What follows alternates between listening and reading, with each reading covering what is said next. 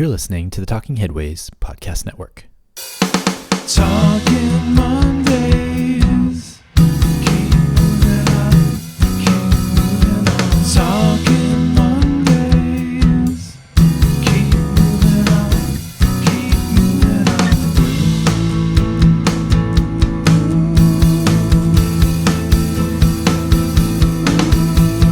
Talking Mondays. Keep moving on. Keep moving on. Happy Monday. This is Mondays at the Overhead Wire, sponsored by our super generous Patreon supporters. I'm Jeff Wood, your host. This week on our Monday show, we're going back in time and combining episodes 129 and 130 of Talking Headways about seeing high-speed rail station areas as projects of national significance. I mentioned last Monday's show that was going to go back and bring some older Talking Headways episodes up to the front, and hopefully for folks that may not have heard them originally. And so I know that we've gotten a lot of listeners since 2017, and I know that on the topic of high-speed rail, it's a big one right now because of the release of funding from the federal government. But also, I think that there's a lot to learn from the French experience in this world, realm, I should say. And so I continue to think back on this episode a lot, or these two episodes, I should say, a lot. And whenever I talk with Eric, I talk about these episodes because it's really interesting to hear how the French do things. So we talk about large transit projects in the United States. This is kind of a context that I'd love to understand a bit more, especially the kind of the management of projects and how they see them at the state level, at the French state level, compared to how we do things here in the federal level. So there's a lot to learn from them, and hopefully this episode will share some of that as well. So in these two specific episodes, Eric Eidlin is joined by Stephan de Fay, Executive Director of Bordeaux Euratlantique, the public agency overseeing the redevelopment of Bordeaux's main train station, to accommodate several new high-speed rail lines by 2020. And remember that we recorded this in 2017, so that's kind of funny, actually, that much time has passed. And Etienne Tricaud, President and CEO of AREP, AREP, the French Railways Architecture Office. So I hope folks enjoy this one. Take a listen, and let's go back in time. And finally, if you want to support the show, check out the show notes in your podcatcher, and you'll see links to our Patreon, the Cars Are Cholesterol merch, our bookshop affiliate site, and a link to theoverheadwire.com to pick up scarves for the holidays. And don't forget to sign up for the daily newsletter established in 2006 for all the news on cities you don't want to miss.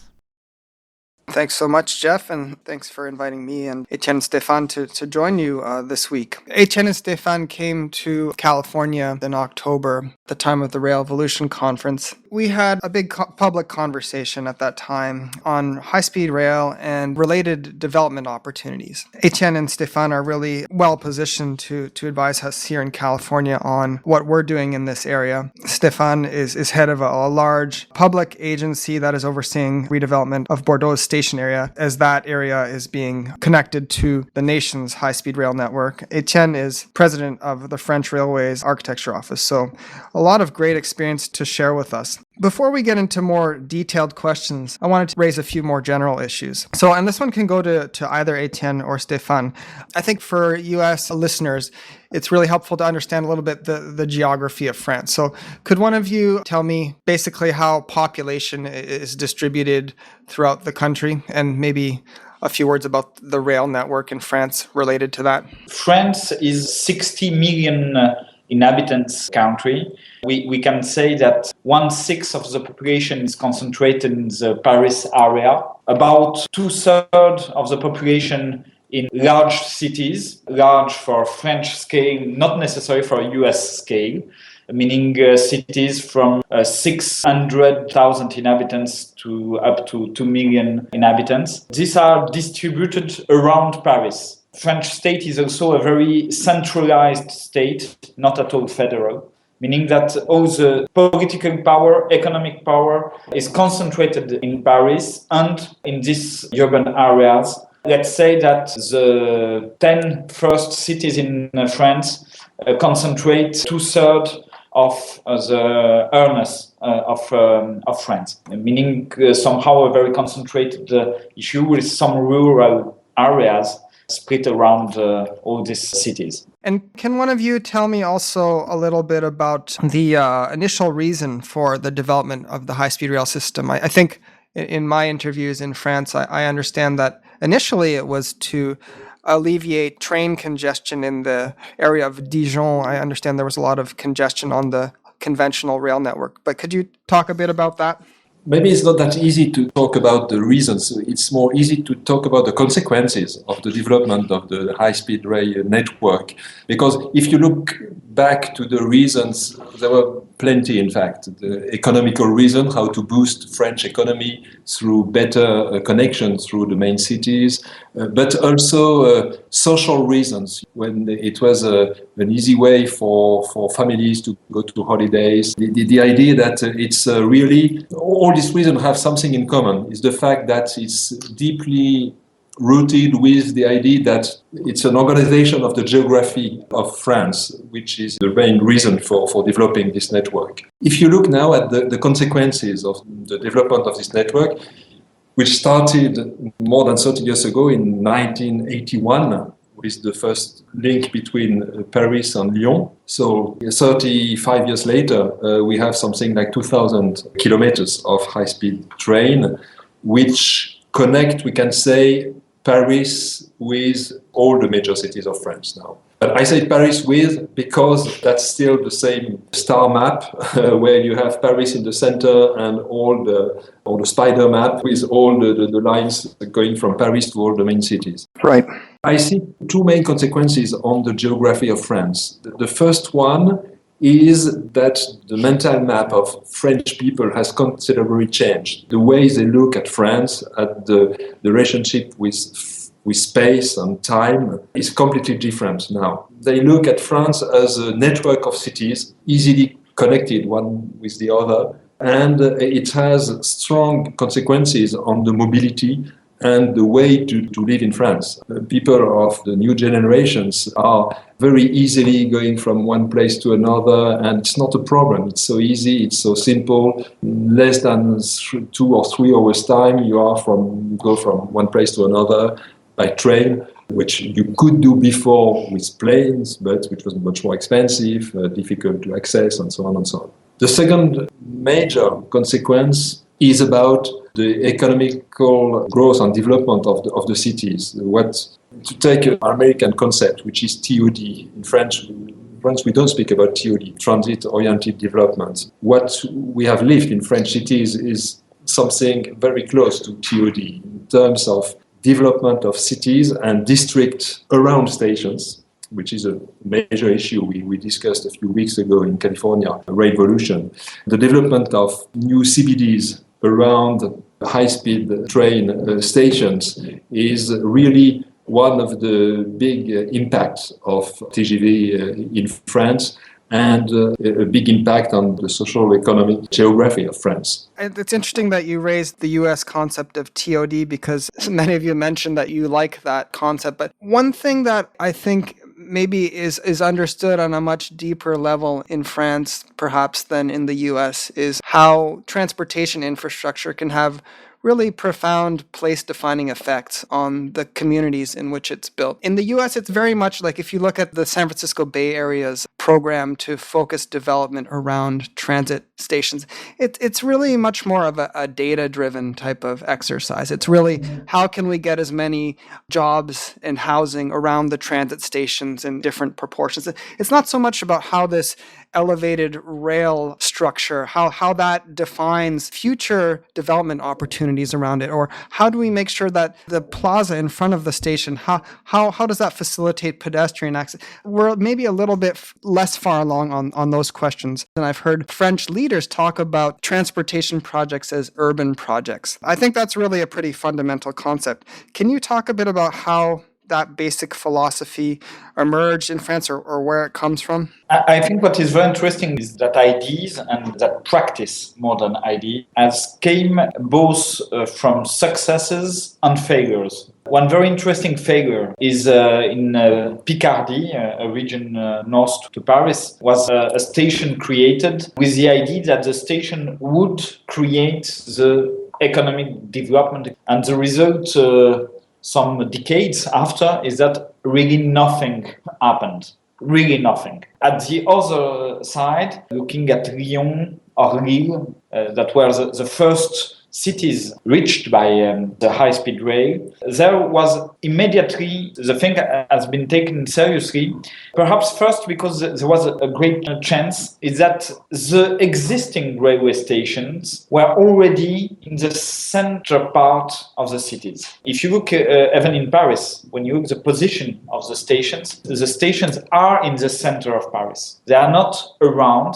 So they are not at all like airports. And I think this configuration that is an heritage from the 19th century, from the beginning of the railway, made that at first, when the stations were redeveloped, sometimes in the center of city, but also in the near center, the political leaders has taken the issue as a possibility of redeveloping their central city and the central part of the city. Today, when you speak to any mayor in France about high-speed rail, everybody think about the urban project. Not an idea of not thinking it about it's very natural because it is seen as a chance, potentials around the existing stations, a lot of brownfield areas that can become the new downtowns of the cities with a lot of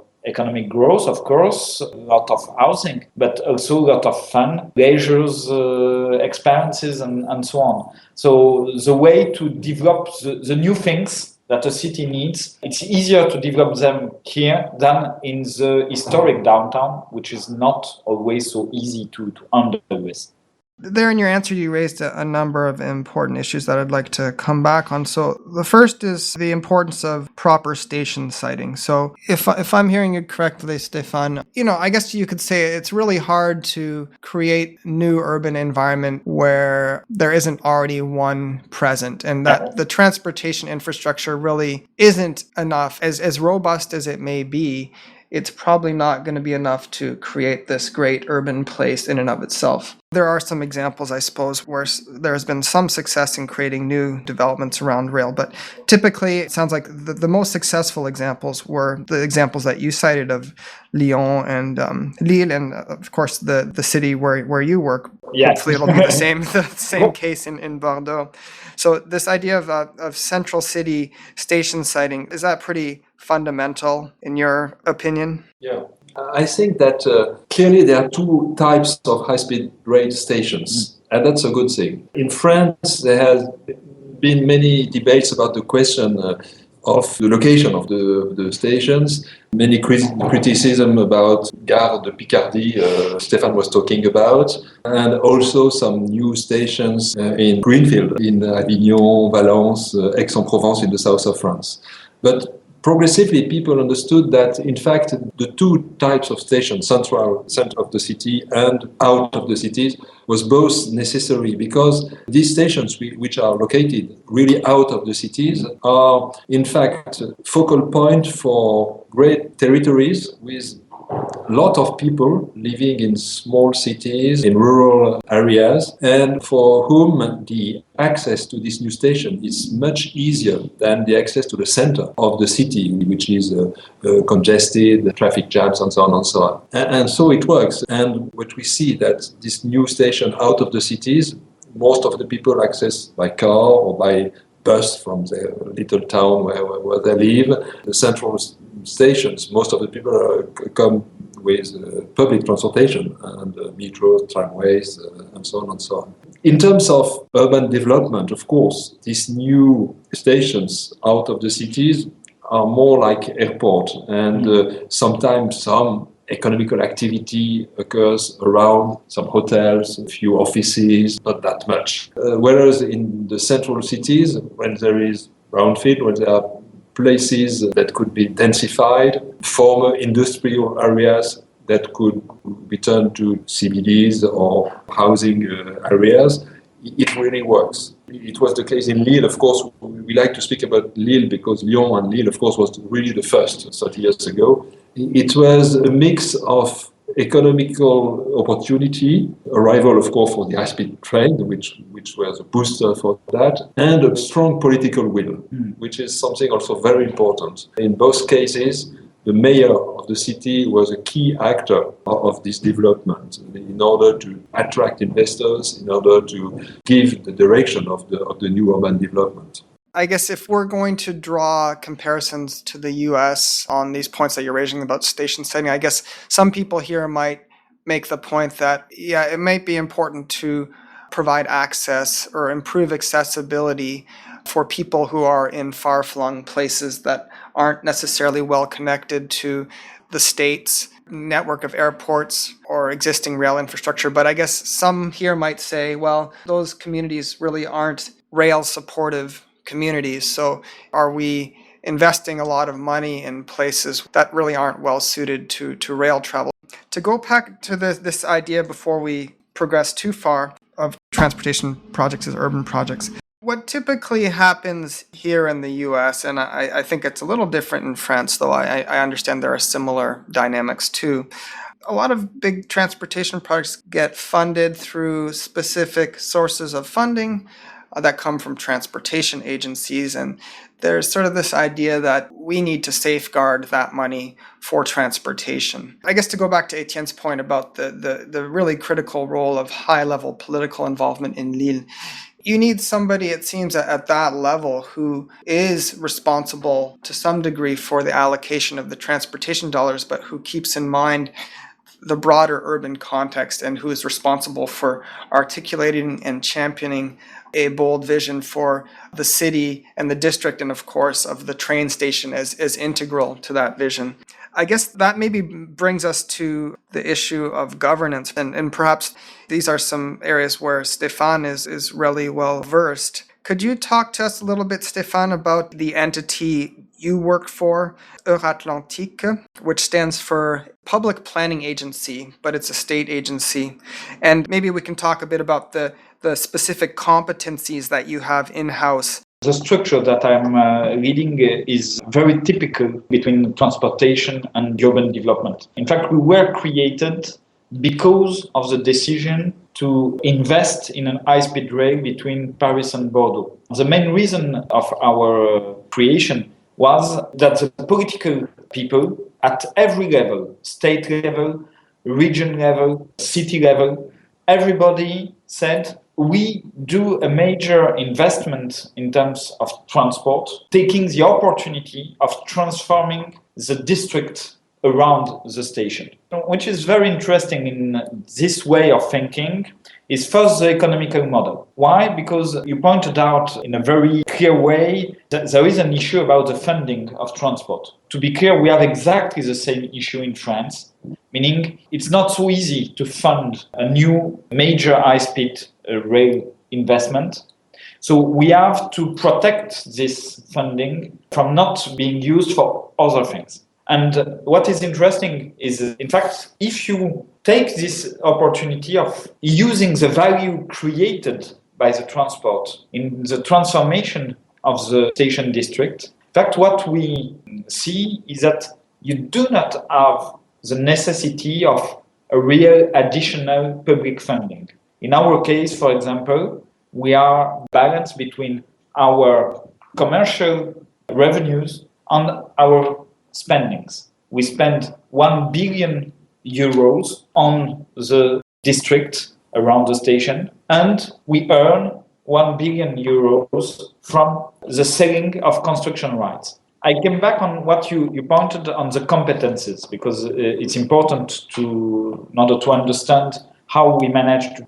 The first thing is that we are entitled, but it's not the only model, with a lot of exceptional competences. The first of all is that the construction permit in our area is not delivered by the mayor, is delivered, in fact, by the French state. And in fact, in a very close interaction with us. So we have the power on this. The second power that we have is that we are able to expropriate and even to intervene in the private transactions in order to buy, at the same price, of course, every land spot that is sold in our perimeter. This is very important in order to keep the value and to reinvest the value there. Other competence that is very interesting is that we have the competence in terms of economic development. we are not only looking on the urban side, but also on the economic side. And even in other sides, I'll take an example, not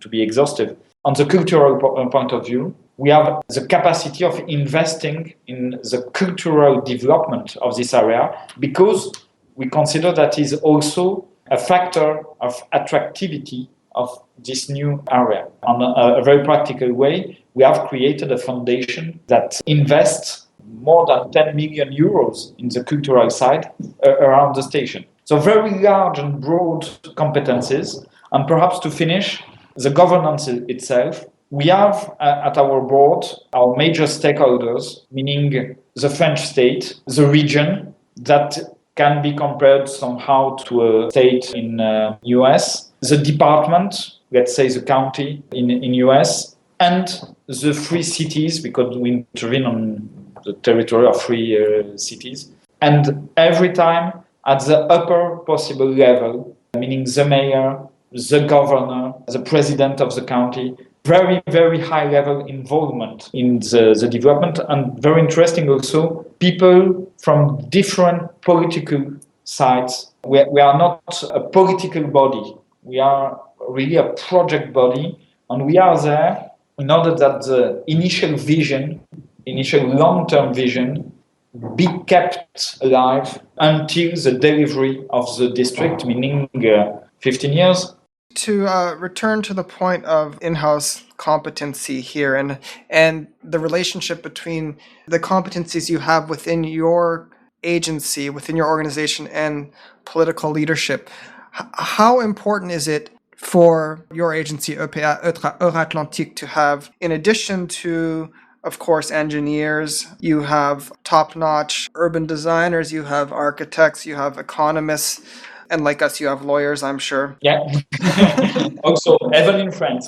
Yeah. How important is it for you to have those within your staff, within your organization, as opposed to perhaps hiring consultants to fill those roles? That's typically what we do here in this country. Is there something about having technical experts who are familiar with these topics to be part of this project and to own it and to be part of implementing the vision? I would say there are 2 main points why these in-house competencies are very important. The first is we are there to take risk, to take decisions and risk. We have at some point to be able to evaluate by ourselves. We are not there, for example, to do the design by itself, but having people that know how to design, therefore knowing how to speak with people that design, for example with Etienne. It's very important because this in-house competence helps us to be more relevant even in the questions that we are raising and after the decisions. The second point that is linked to the first is we are organized in a very small, we are 40 people, organized in a project-driven organization, meaning the decision process inside our organization can take less than 30 minutes, even on major subjects. These in-house competencies help us having a very, very strong reactivity in order to be able to empower all the project leaders that can be on the territory. We are there to create confidence. This confidence is value, and we are selling this value. So we need to be very strong in order to be able to say this we can do, and secondly, to commit on this point. The political, very high level of our board is also important on this point, because when we take a decision, this decision is not anymore contested by other local authorities, so we can go further and advance. Stephan, can you tell us, you have 45 employees in your agency. Could you quickly give us a breakdown of what percentage architects, what percentage urban designers? We have 3/3 in our organization. 1/3 that is the operational staff, meaning project leaders that are half engineers, half urban designers. We have a second third that is driven by the lawyers and the finance people. The last third that is very, very important for us is on the economic development and also on the innovation part, because we also consider that the urban project is a laboratory for smart city, meaning we are creating economic development also by enabling a lot of experimentation. That's really interesting, and we had some conversations when you were here in California that seems like this emphasis on really nimble, high-performing public organizations is something that sort of seems uniquely French in some ways. We had some discussion with some of our German colleagues, and they said it was not the same in Germany even. So we're touching a bit on the other big overarching topic, which is that of vision. So going into a big station development project like in Bordeaux, can you talk a bit, maybe Etienne, on the importance of articulating that overarching vision and maybe some thoughts on initially who needs to articulate that vision? Good question. The articulation is on two aspects. The first one is about mobility, because the arrival of high-speed train in an existing station or the creation of the design of a new station means complete reorganization of the networks of the system of transportation in an urban area. So there are more people coming to the station because we are in the heart of the cities, more people using public transportation. And at the same time, we had this development of high-speed rail network in France. We had, so at the same time, in the cities, booming development of all types of mobility, as in many cities around the world.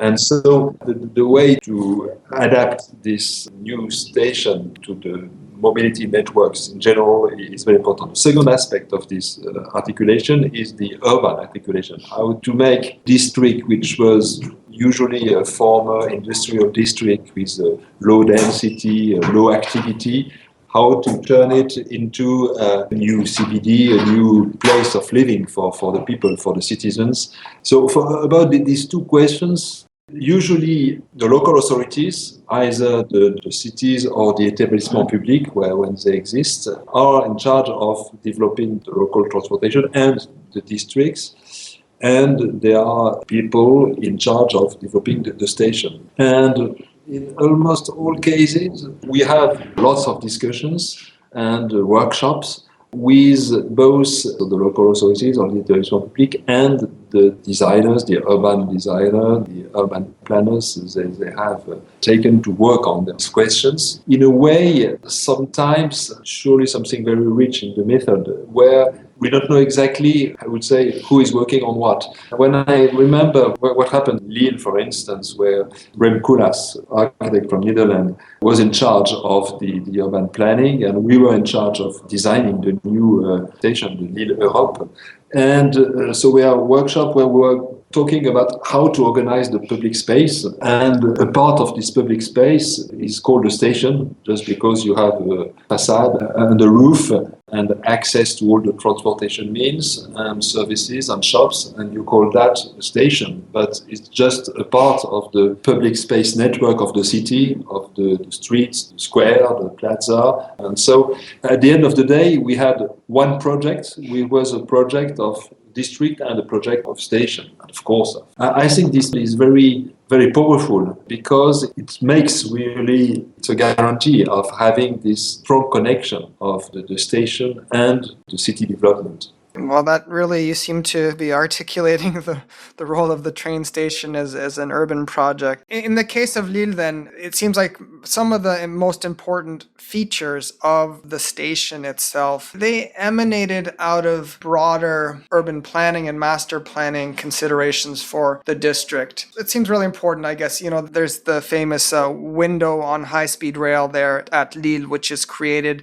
by depressing or creating a slight angle, a slight slope on the public plaza on the west side of the station, over I don't know how wide it is, probably 200 meters or something, or sorry, feet. We have to think in feet, 700 feet, something like that.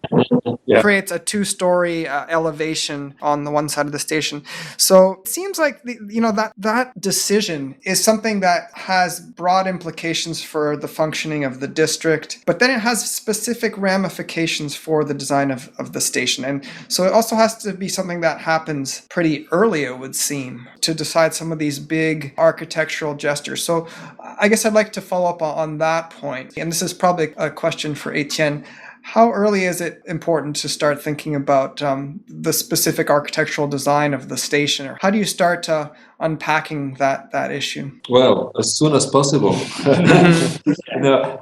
Architecture is space planning, is organization of the space. So we have from very early stage to think about the organization of the pedestrian space of the station with the organization of the district around, and I would add with the layout of the transportation systems themselves. Sometimes they are already there and they don't move, but it's most of the time you have a new tramway or a new bus line or new car parks. So which means that all these transportation infrastructures, which are really key parts of the organization of the new district, are to be considered from the very first steps, along with the urban planning and along with the architecture in terms of space organization of the station. Really, it's the first steps are very, very, very important, because if you don't look at all these fields together in the first steps, you can have some decisions taken on the location of a tramway stop or a car park, which could be terrible for the district development and for the station organization. Just to add a point, because this issue is very, very important, the dialogue between the scale of the station and the scale of the district. I would illustrate perhaps by a very specific example. There is an idea, for example, often to put a lot of retail inside the station, because a station is a place where you go, you pass, and also you wait. There is a possibility of having efficient retail here. But when you do that, there is also a risk that you have no more retail in the district. If I take just this example, there's always a balance and a dialogue between the different scales. The pedestrian scheme is the same, but all the issues should be always looked at the different scales, not putting one above the other nor under, because there are different issues of similar impact, because the station should first be efficient for its function, but also the district should dialogue with the station. Sooner this dialogue is put in place, more chances are that the final design of both station and district are good. I'd like to come back to a point that Etienne raised. Thinking about the organization of a station site, I initially asked the question about what important architectural moves, big gestures, do you sort of need to decide upon early? But he raised the important point that, well, one of the important constraints, or what's going to lead you in one direction or another in terms of architectural design, may be something like a new streetcar line. That streetcar line then also needs to be designed as part of this urban project, this big urban project. And I think about how these projects happen in our country, and to get that kind of input at the local level about city building and urban design seems really, really difficult. Does either of you, maybe, I don't know, Stephan, have any idea on how to make sure that those become part of this? I mean, we're talking about different timelines. It's just really pretty complicated. Any thoughts on how to overcome that, Stephan? I think there's only one way to overcome these different constraints and timelines and so on, is at first to have a very strong vision. I came back on that because this is the key. If the vision is strong enough, the different constraints adapt together. And of course, this also leads to having small evolutions on the vision itself. The vision is not a plan with a precise plan. What is the direction? What are the main functions? What are the people that we want to come there? How everything will work. As soon as this is clear, What is important is the overall governance and the way the different structures speak together. There's something that I avoided to tell about our governance. But for example, in our governance, in our board, we have also the French railway company, because it's important that it can say, no, this doesn't work, or be aware this, I don't know how we'll handle, because we have these constraints and these constraints. So also how to create the governance structures to create this efficient dialogue. And also the example that Etienne focused on with Rem Koolhaas in Lille is very, very good. How in fact everybody that is working on the overall project, transportation project, but also the urban project, in fact work not anymore for its own project, but for a global one, where in fact people give ideas even in issues that they are not responsible of. But no matter if they are good people, of course, good competence, they're still relevant, because in fact they are looking at the subjects for a different perspective. And what is very complicated, in fact, in the urban planning, not only in the urban planning of high-speed rail districts, but of course also there, is how we put around the table all the different perspectives in order to create a project that is resilient enough to satisfy all the different objectives of all these peoples, of these entities, and this includes even the inhabitants of the districts. Well, you know, another interesting point to raise, I think, is that many of these station projects, certainly Lille, and this is the case in Bordeaux as well, are deemed projects of national significance. Yeah. Can you talk, again, I guess this is a question for Stephan again, how the government creates laws, or what happens when a project is deemed to be of national significance?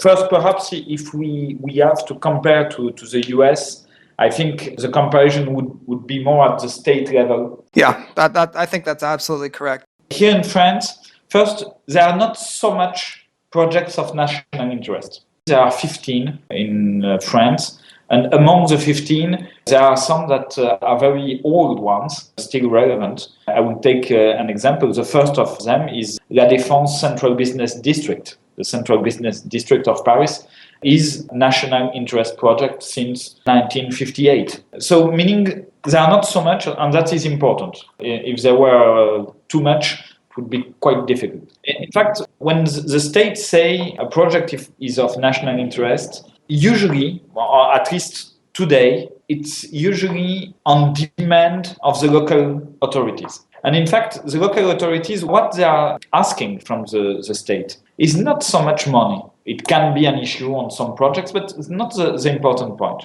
The important point is they ask the state to ensure that the vision will not be lost upon the time. In Bordeaux, you're placed in Bordeaux on a project that will take several decades to implement. And also the reason why it's relevant that the French state appoints me or creates a structure more generally is in fact that the French state has put a lot of money in the high-speed rail. And somehow what he is saying, not I want my money back, but I want that my money produce real effects on the economy, on the housing market. And I don't want this to be just not to do anything around in a Malthusian way of thinking. In fact, this is the reason why the French state has accepted to create our structure in Bordeaux. But what is interesting is that the French mayor of Bordeaux asked the government to do so, meaning asked the government to take some competences from him. And how do you explain that? Is it just this idea that maybe at the local level there isn't going to be either a broad enough perspective to really reap the full range of benefits that a significant investment like high-speed rail can bring to a community, or was it a lack of this idea that maybe there isn't the local expertise to do that, or what is it? No, that's not this, because particularly in Bordeaux, in urban development, has a lot of expertise outside our structure. No, what is very interesting is, in fact, the French mayor is right side, let's say Republican, if to take a comparison, not totally relevant, but no matter. And the president of the region that was left side, meaning more Democrat. Left wing, yeah. Left wing, yes.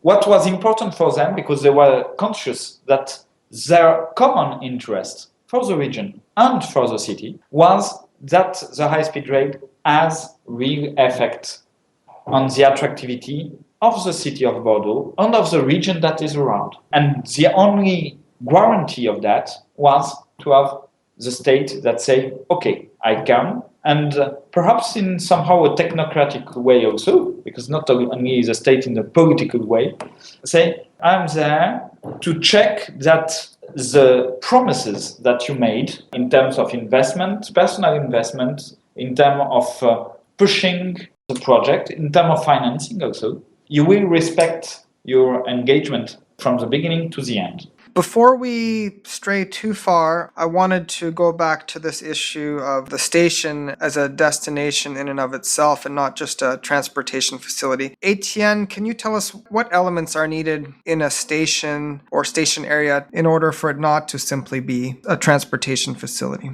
Well, what's very interesting is to look at places like Marseille, now in France, where the station was really the worst place of the city 15 years ago when we started the new project.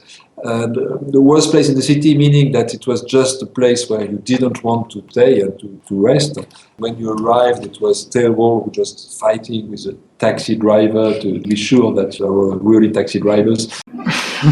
And also the worst place in the city in terms of urban impact, because it was surrounded by different districts, which was completely separated one from the other. And now what people say in Marseille is that the new station with its new wing, which better connects all the transportation means of the city, which gives a new sort of urban atrium or urban forum, is really a place where people come, even if they don't take the train. People from the different districts around come and mix. There is a real impact on the communities, which are students on one hand, artists on the other side, just inhabitants on the other side also, or people working there. And so this role of the station has completely changed and has changed the city.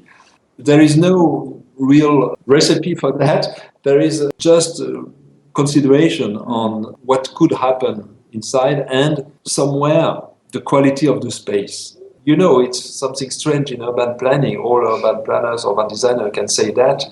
At the end of the day, something happens somewhere in the city and you don't know exactly why. You just know that, of course, there's a good restaurant and it's easy to access, but also there is a sort of spirit of the place which makes the people happy there and the people want to come there. That's very important in stations nowadays. So something which happened before in some central districts of the cities, historical districts, or new places which are transformation of former industrial districts, which are very appreciated by young urban people. And now it's in many cities that it's happening in stations. New identity, and it's really a sort of spirit of the place, which makes them attractive. In a way, you said there is no specific recipe necessarily, but I think I heard a few common elements. You talked about the need for a rich mix of uses that allow for vitality around the clock, different times of day. But also, I guess we're touching back on a point we raised earlier, which is the public sector's role in creating value at these stations. As you alluded to in Marseille, overcoming some of the deficiencies of the place required making some big moves in terms of reorganizing circulation, transportation infrastructure, but also some bold architectural moves to create this new concourse with shopping. I did go there, so as the project was being constructed, and I see very much what you're saying. I think we should perhaps go back to this idea of transportation projects as urban projects. The most significant of those in France right now is a project that Stephan used to work on, which is the Grand Paris Express, so the Grand Paris Express, to say it with an American accent. Can Stephan, can you say a few words about how that project evolved from being this thing? We talked about how France generally is very centralized on Paris, and then the Paris region is very focused on the center historically to go from suburb to suburb. In the Paris region, you always had to go through the center. The Grand Paris Express was viewed as a way to make transportation between outlying areas much more efficient. But the project didn't stop there. It became something really much more of a city building exercise, with the main stations becoming huge nodes of employment and other activities. Can you talk about that transformation? What is interesting with the Grand Paris project, I focus on the Grand Paris project because, as you just pointed out, the Grand Paris Express, in fact, is just a part of it. The question that was raised, in fact, with the Grand Paris is exactly the fact that in Paris, there is an opposition between the governance structure of Paris and of the Paris region. Just a figure that is quite awful. In Paris region, we have 1,483 mayors. Sorry, in the Paris region, the Métropole de Paris, or the Île-de-France? Or? Yeah, in fact, Paris urban area is 1,483 mayors. Okay. Which is awful in terms of governance. And in fact, the first step of the Grand Paris project was to say, well, in terms of governance, it's awful. So if we want that Paris development, Paris region development, still it's at stake with its power, but also it's the international competition, especially with London. Of course, we have to overcome this governance problem. And to overcome a governance problem, in fact, the choice that has been made is to create a vision. It was created in two steps. First step was to create a very big competition focused on urbanists, urban designers, but not only, with a lot of competences around, with 10 teams that have been chosen in order to give some visions of development of Paris, not only the urban development, also the social development, the way, in fact, the mental map of Paris could change, not only the physical map. So this was the first step. The second step was to nominate a minister, Christian Blanc, in charge of the project, meaning in the French government was not a mayor, but a French minister, I would say a state secretary, something like that, just entitled with this project, which is quite amazing, in fact, when you think about. But that is directly linked to the governance issue that I pointed out previously. In fact, Christian Blanc worked 2 years listening a lot of mayors, a lot of thinkers, a lot of economic leaders, in order to create a comprehensive vision of Grand Paris, and also to point out the main points that were lacking in the existing pattern of Paris. And one point that raised out, that focused a lot of attention because it's a major investment, 32 billion euros just for this, was the transportation mean. But what is very interesting is that the transportation mean was not the first point. It was a consequence of a vision where, of course, mobility is a crucial point. After, when having this main vision, the next step is how to implement it. And here we came back to the transport, because the problem between transport and district redevelopment is that the transport project takes longer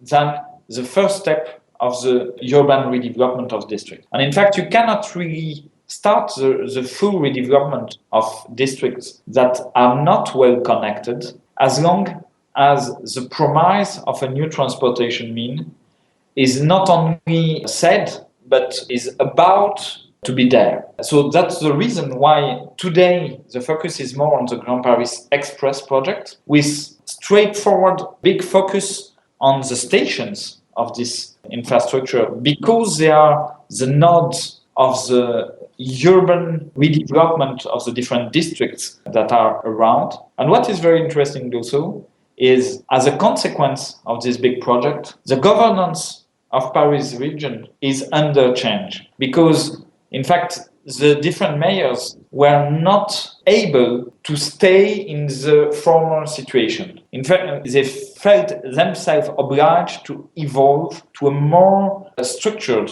governance organization that is not fully stabilized, still changes ongoing, but that is already far better than before. Just a point to express this. About 10 years ago, the deputy mayors of Paris were forbidden to participate to any meeting with the mayors of the cities around if the meeting were not being held in Paris. Today, this has been totally overcome because Paris has understood that it is not possible anymore not to work with all the cities around.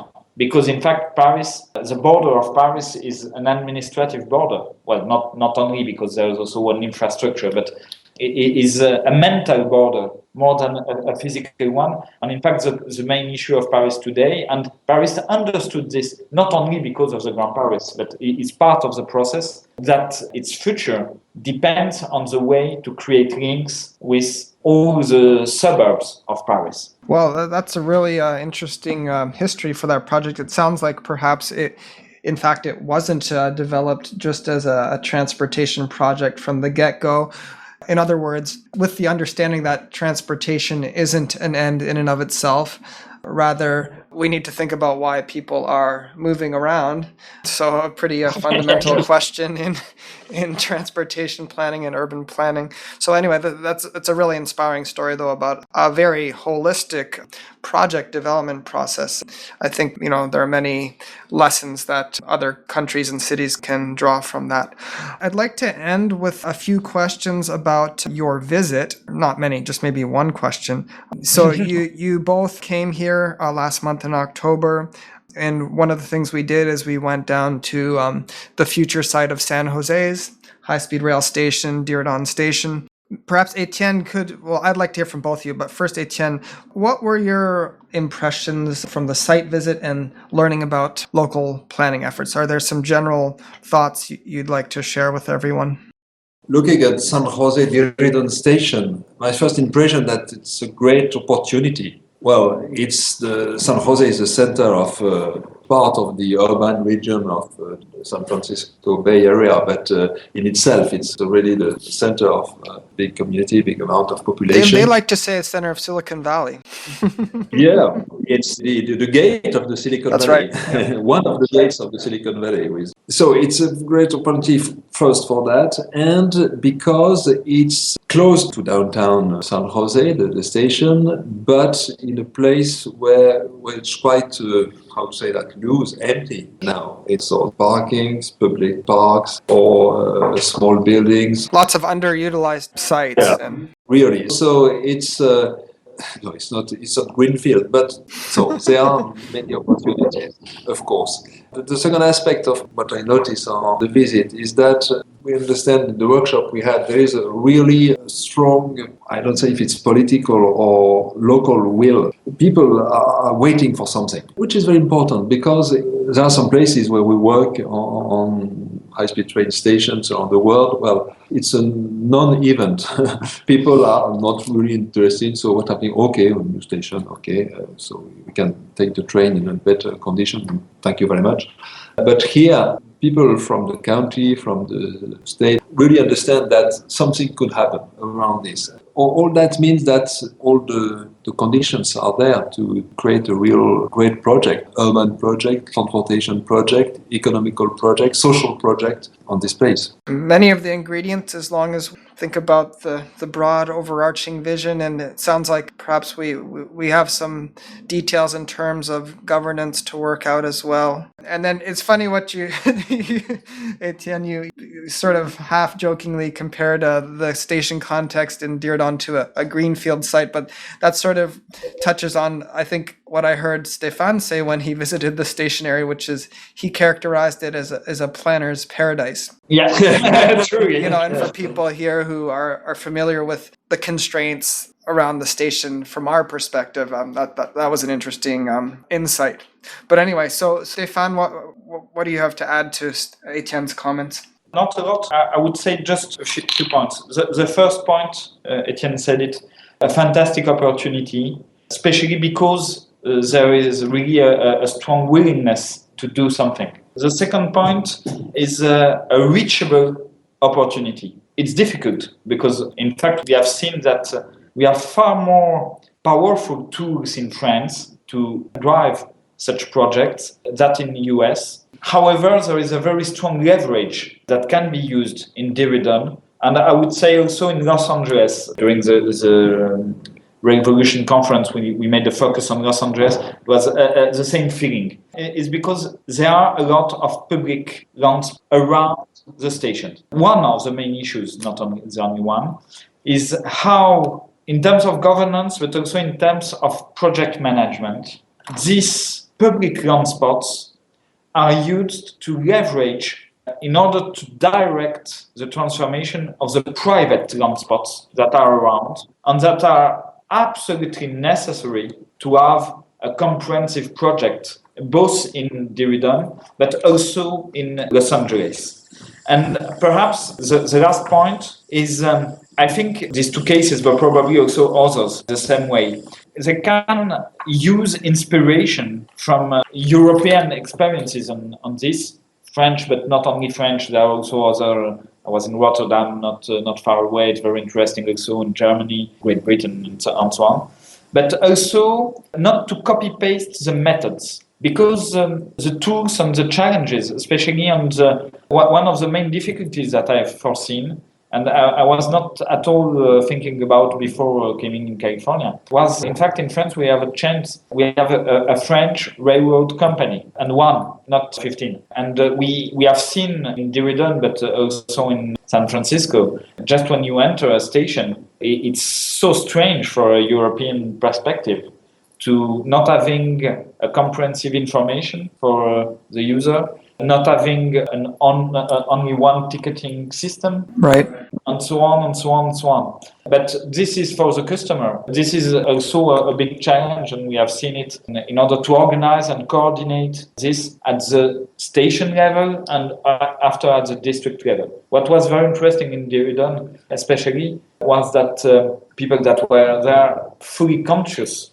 about this and were already on the way inventing their own model in order to handle with this particular challenge that is so different from the one that we have in Europe. But if we put this aside, after in the way of planning, the way of thinking to the station, I confirm you, it's a urban planner or urban designer paradise. Yes. Right. I mean, I guess the very fragmented governance we have in transportation and public transportation specifically stems largely from the fact that we fund a lot of these projects very locally through local sales tax and other tax measures. So that's a big challenge we have. I guess what I think we can learn from, well, what I've learned from the German experience, and Germany from a governance standpoint is much more comparable to the US since it is a federal country. They do have in many of their large urban areas what they call transport alliances, the Verkehrsverbund, which were formed specifically to address this challenge. Going to a metropolitan area, it happened in Hamburg,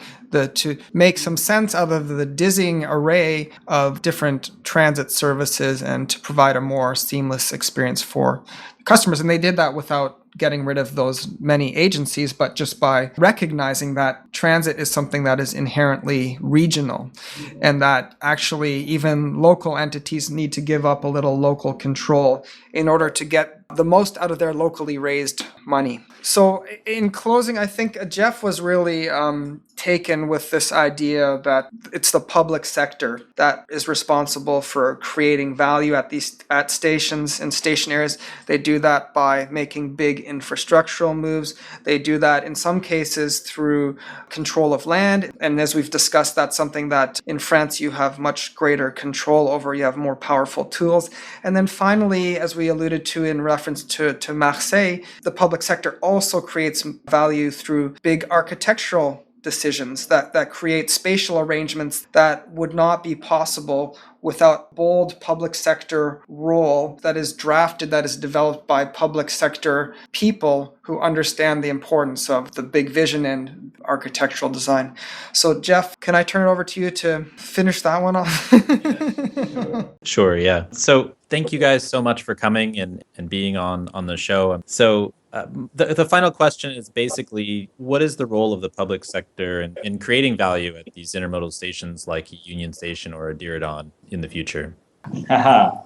I think for creating value, what is interesting is that what we experience, in fact, in France is that there is more private value created when the public sector coordinates the overall creation of value, that if it was just the addition of private initiatives. And I think in both Union Station or Diridon and probably a lot of others, in fact, I think especially in a US perspective, the main question is how the public investment, the public vision is able first not to have need for additional public fundings, because this is a very important point, and how it's able both to create value but also to orient so that any single project contributes to the overall vision. That's not easy, but not so difficult either. As long as people are convinced that they will